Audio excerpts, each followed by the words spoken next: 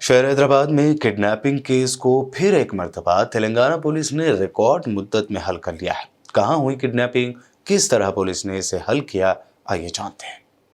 Raidurgam police station limit में पेश आए सुरेंद्र नामी शख्स के अगवा के मामले को पुलिस ने 48 घंटों में हल कर लिया।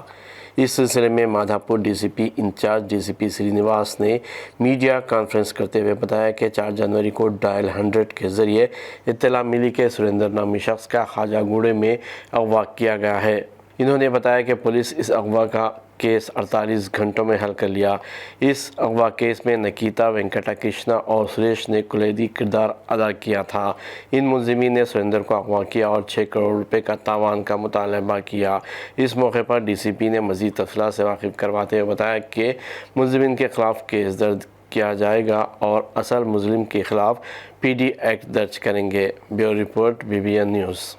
పోలీస్ స్టేషన్ లిమిట్స్లో జరిగినటువంటి సుధాకర్ అనేటటువంటి ఎంప్లాయీ కిడ్నాప్కి సంబంధించినటువంటి మిస్టరీని 48 గంటల్లో సురేందర్ అనేటటువంటి ఎంప్లాయీకి సంబంధించినటువంటి కిడ్నాప్ మిస్టరీని 48 గంటల్లో ఛేదించినటువంటి రాయదుర్గం పోలీసు స్టేషన్కి సంబంధించిన సిబ్బందిని అందరినీ ప్రత్యేకంగా అభినందిస్తున్నాము। ఈ కేసు వివరాల్లోకి వెళ్తే ఈ నెల 4వ తేదీ సాయంత్రం 6:30 గంటల సమయంలో కాజాగూడ లేక్ దగ్గర ఈ ఎంప్లాయీని కిడ్నాప్ చేయడం జరిగింది। ముందుగా మనకి డైల్ 100 నుంచి ఇద్దరు ఇన్ఫర్మేషన్ ఇవ్వడం జరిగింది। ఇమ్మీడియట్గా మన టీం అక్కడికి రీచ్ అయినప్పుడు ఈమె నిఖిత అనేటటువంటి ఆమె అక్కడ ఉండటం జరిగింది। ఈమెతో పాటు ఉన్నటువంటి అతన్నే కిడ్నాప్ చేసినారు అనేటటువంటి సమాచారంతో ఆమెను ప్రశ్నించడం జరిగింది।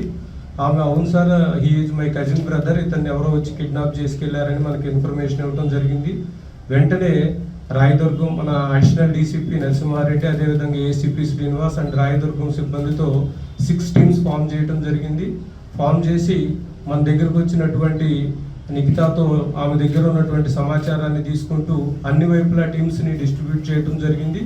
సో వివరాల్లోకి వెళ్తే ఈమె నిఖిత ఎవరైతే కిడ్నాప్ అయ్యారో అతనికి సంబంధించినటువంటి కజిన్ సిస్టర్, ఈమెకి వెంకటకృష్ణ అనేటటువంటి అతనితో కూడా పరిచయం ఉంది। వీరిద్దరూ కలిసి సురేష్ అనేటటువంటి అతని సహకారంతో ఈ కిడ్నాప్ని ప్లాన్ చేయడం జరిగింది। ఈ కిడ్నాప్ చేసిన తర్వాత వాళ్ళు కిడ్నాప్ అయినటువంటి అతనికి సంబంధించినటువంటి భార్యకి కాల్ చేసి 2 crores డిమాండ్ చేయడం జరిగింది। వీరికి వెంటనే ఈమె ద్వారా సమాచారం కూడా వెళ్ళింది, ఇట్లా పోలీసులు వెంటబడుతున్నారు అనేటటువంటి సమాచారంతో వాళ్ళు కిడ్నాప్ అయినటువంటి అతనితో మనకి ఇన్ఫర్మేషన్ కూడా ఇప్పించారు।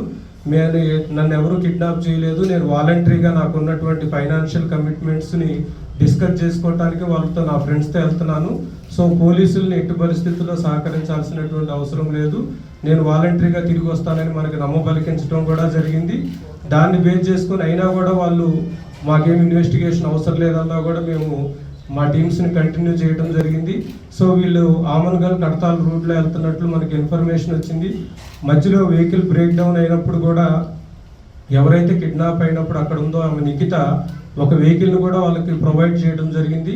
చివరికి ఈ కిడ్నాప్ అయినటువంటి గ్యాంగ్ మొత్తం కూడా ఆ కడతాల్ ఏరియాలో ఒక ఫారెస్ట్ చెక్ పోస్ట్ దగ్గర వీళ్ళని ప్రశ్నించడం జరిగింది। ఆ టైంలో ఈ పర్సన్ని వాళ్ళు వదిలేసి అక్కడ దరిదాపుల్లో ఉన్నటువంటి ఫారెస్ట్లోకి పారిపోవడం జరిగింది।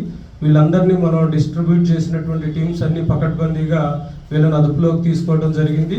సో వీళ్ళు ఇనీషియల్గా 2 crores డిమాండ్ చేశారు, ఆ తర్వాత పోలీసులు చేజ్ చేస్తున్నారని తెలిసిన తర్వాత మిల్లిగా 20 lakhs వరకు కూడా వీళ్ళు ఇమీడియట్గా 20 lakhs ఇచ్చినా మేము వదిలేస్తామనేది కూడా వీళ్ళు డిమాండ్, తర్వాత 2 crores నుంచి 1 crore 70 lakhs, 1.5 crore, 1 crore 50 lakhs, 20 lakhs వరకు కూడా వచ్చారు।